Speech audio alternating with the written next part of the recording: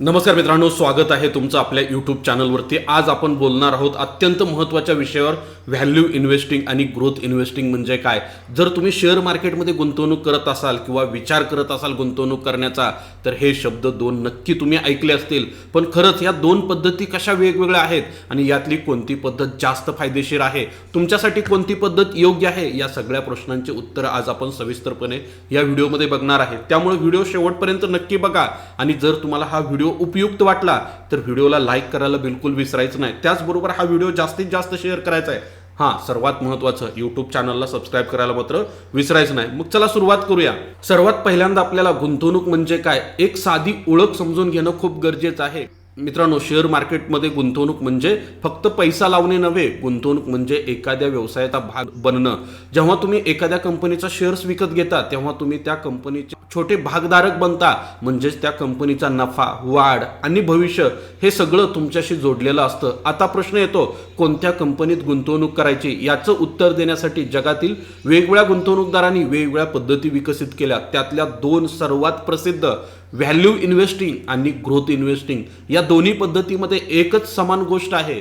दोन्हीमध्ये चांगल्या कंपनीत पैसा लावण्याचा उद्देश आहे, पण पद्धत मात्र पूर्णपणे वेगळी आहे। व्हॅल्यू इन्व्हेस्टिंग म्हणजे नेमकं काय, एकदम सोप्या भाषेत तुम्हाला समजावून सांगतो। व्हॅल्यू इन्व्हेस्टिंग म्हणजे एखादी चांगली कंपनी जी सध्या बाजारात कमी किमतीला उपलब्ध आहे तिचा शेअर विकत घेणे।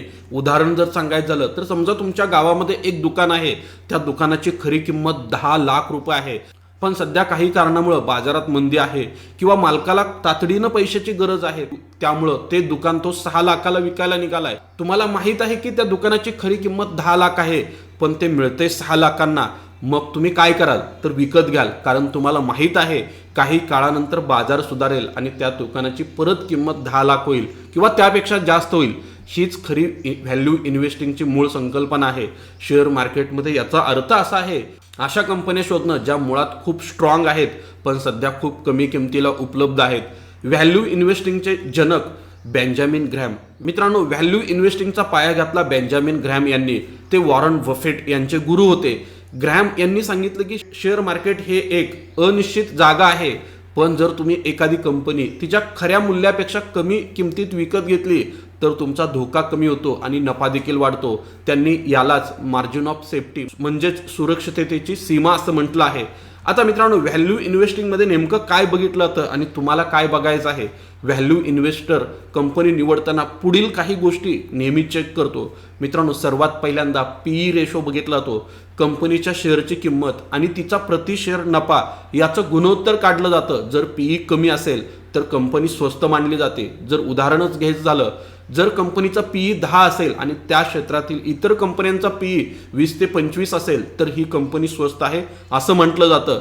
त्याचबरोबर पीबी रेशोच्या साहाय्याने देखील आपण व्हॅल्यू इन्व्हेस्टिंग करू शकतो। कंपनीची बाजारातील किंमत आणि तिचं पुस्तकी मूल्य याचं गुणोत्तर जर पीबी 1 पेक्षा कमी असेल तर कंपनी तिच्या मालमत्तेपेक्षा स्वस्त मिळते असं समजलं जातं। त्याचबरोबर डिव्हिडंड यील्ड, कंपनी किती लाभांश देते, जास्त डिव्हिडंड यील्ड असलेल्या कंपन्या व्हॅल्यू इन्व्हेस्टरला आकर्षित करतात। त्याचबरोबर चौथा एक मुद्दा खूप महत्त्वाचा आहे, डेट टू इक्विटी रेशो। कंपनीवर किती कर्ज आहे, कमी कर्ज असलेल्या कंपन्या स्ट्रॉंग मानल्या जातात।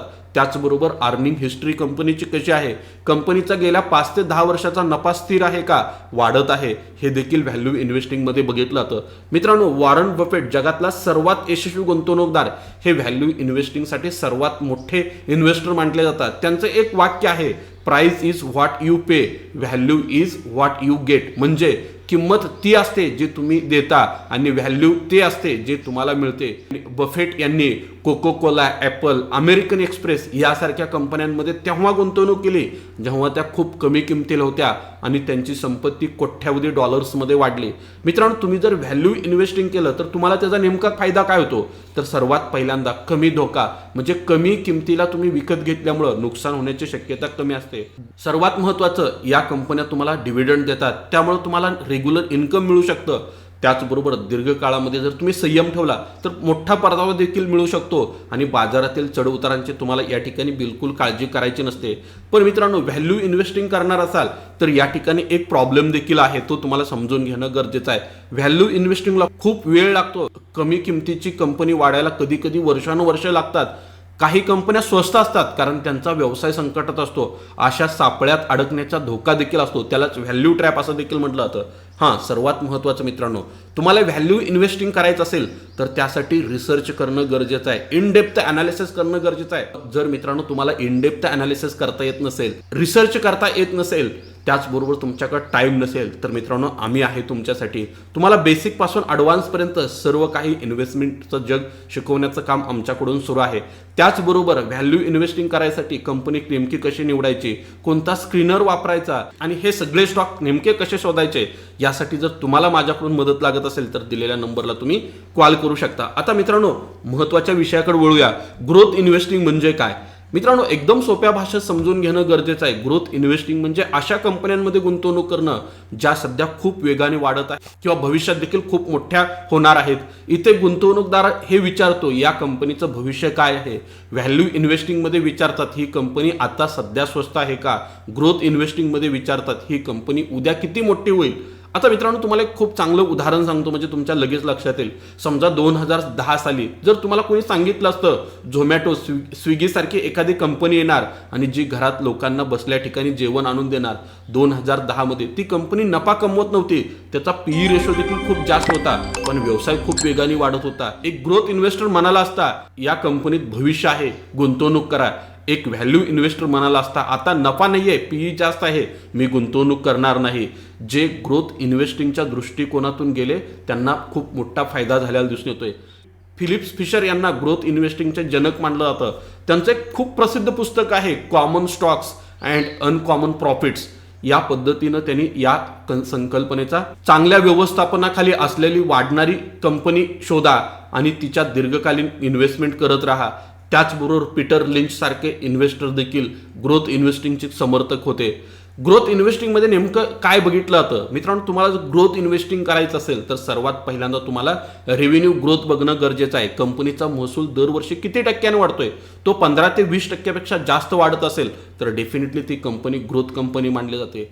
अर्निंग ग्रोथ, कंपनीचा नफा वेगाने वाढत आहे का हे बघावं लागतं.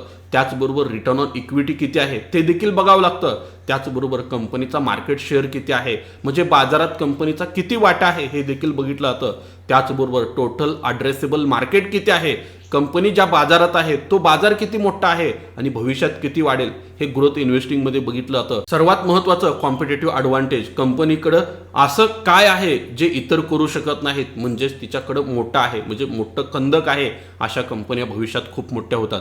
आता मित्रांनो भारताचा आणि जगाचा जर विचार केला तर खूप काही ग्रोथ इन्व्हेस्टिंग कंपन्या आहेत. विशेषतः जगापासून जर सुरुवात करायची झाली, ॲपल 2000 साली काही $100 असलेला शेअर्स आज हजारो $मध्ये जाऊन पोहोचला.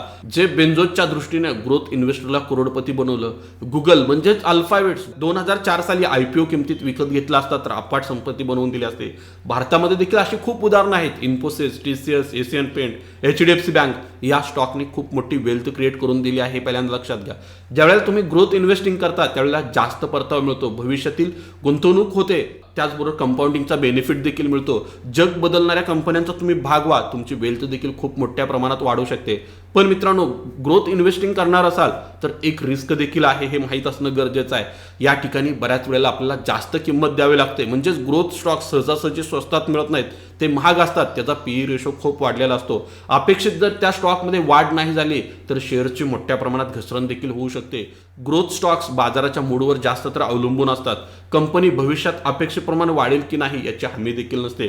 मित्रांनो आता या दोन्ही गोष्टीची थेट तुलना करणं आपल्याला गरजेचं आहे. मित्रांनो हा टेबल तुम्ही बघा म्हणजे तुमच्या लक्षात येईल व्हॅल्यू इन्व्हेस्टिंग कशी करायची आणि ग्रोथ इन्व्हेस्टिंग कशी करायची, ह्या दोन्हींमध्ये नेमका काय फरक आहे.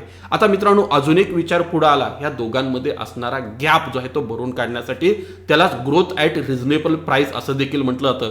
काही गुंतवणूकदार या दोन्ही पद्धतींना एकत्रित करतात आणि वाढणारी कंपनी तर हवीच पण ती वाजवी किमतीला मिळाली पाहिजे असा एक विचार आला. त्याला पीटर लिंच यांनी GARP असं म्हटलेलं आहे. आता ते काय करतात तर त्या ठिकाणी पेग रेशो म्हणजेच price PE ratio divided by earning growth rate बघितला जातं आणि पेग जर 1 पेक्षा कमी असेल तर ती कंपनी चांगली मानली जाते. आता मित्रांनो सर्वात महत्त्वाच्या मुद्द्याकडे वळूया. भारतीय बाजारपेठेत कोणती पद्धती उपयुक्त ठरेल? मित्रांनो भारत हा एक विकसनशील देश आहे. आपली अर्थव्यवस्था सध्या खूप वेगाने वाढणाऱ्या अर्थव्यवस्थांपैकी एक आहे.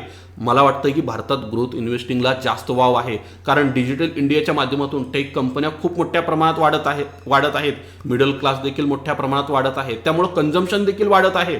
इन्फ्रास्ट्रक्चरमध्ये खूप मोठी डेव्हलपमेंट सुरू आहे आणि अजून देखील खूप मोठा स्कोप आहे इन्फ्रास्ट्रक्चर डेव्हलपमेंटला.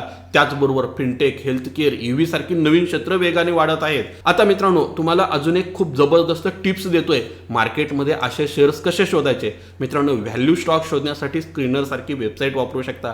पीई कमी, पीबी कमी, आरओई जास्त असा फिल्टर जर लावला तर डेफिनेटली तुमच्यासमोर एक चांगली लिस्ट येईल. त्यातल्या इतर कंपनीशी तुम्ही तुलना करा, त्या कंपन्यांचे अॅन्युअल रिपोर्ट्स वाटा, गेल्या 10 वर्षाच्या कंपनीच्या नफ्याचा इतिहासाचा अभ्यास करा, मॅनेजमेंटबद्दल माहिती घ्या आणि ते जर मॅनेजमेंट तुम्हाला प्रामाणिक आणि सक्षम वाटत असेल तर अशा व्हॅल्यू इन्व्हेस्टिंग कंपन्यांमध्ये इन्व्हेस्टमेंट करू शकता. ग्रोथ स्टॉक्स शोधायचे असतील तर ईव्ही असेल, एआय असेल, रिन्युएबल एनर्जी असेल, फिनटेक असेल, या क्षेत्रावरती लक्ष ठेवा. कंपनीचा रेव्हेन्यू ग्रोथ 20% जास्त असेल, इंडस्ट्रीचा ट्रेंड बघा, त्या उद्योगाचं भविष्य काय बघा, प्रोमोटर होल्डिंग बघा, प्रोमोटरवर विश्वास असेल तर चांगलंच आहे. क्वार्टरली रिझल्ट नियमित बघा, तुम्हाला ग्रोथ स्टॉक देखील डेफिनेटली सापडतील. मित्रांनो एक उदाहरण सांगतो तुम्हाला, राकेश झुंझुनवाला माहीत असतील. त्यांनी टायटन कंपनीमध्ये व्हॅल्यू आणि ग्रोथ या दोन्ही पद्धतीने इन्व्हेस्टमेंट केली. 3 ते 4 रुपयाचा स्टॉक 3000वरती गेला, कारण हे शक्य झालं व्हॅल्यू आणि ग्रोथ इन्व्हेस्टिंगमुळे. हे पहिल्यांदा लक्षात घ्या. जे संयम ठेवतात तेच जिंकतात, हे पहिल्यांदा लक्षात घ्या. मित्रांनो लक्षात ठेवा, शेअर मार्केट ही एक मॅरेथॉन आहे, 100 मीटर धावण्याची स्पर्धा नाही. धीर धरा, अभ्यास करा, हळूहळू संपत्ती निर्माण करा. जे घाई करतात ते हरतात, जे संयम ठेवतात ते जिंकतात. जर हा व्हिडिओ तुम्हाला आज उपयुक्त वाटला असेल तर लाईक करायला विसरू नका, सबस्क्राईब करा, बेल आयकॉन दाबा. हा व्हिडिओ तुमच्या मित्रांना जास्तीत जास्त शेअर करा ज्यांना गुंतवणुकीबद्दल जाणून घ्यायचे. आणि तुमचे काही प्रश्न असतील तर कमेंट बॉक्समध्ये नक्की टाका, मी त्या प्रश्नांची नक्की उत्तर देईन. पुढच्या व्हिडिओमध्ये लवकरच भेटू. जय हिंद, जय Maharashtra. Investments in securities market are subject to market risks. Read all the related documents carefully before investing.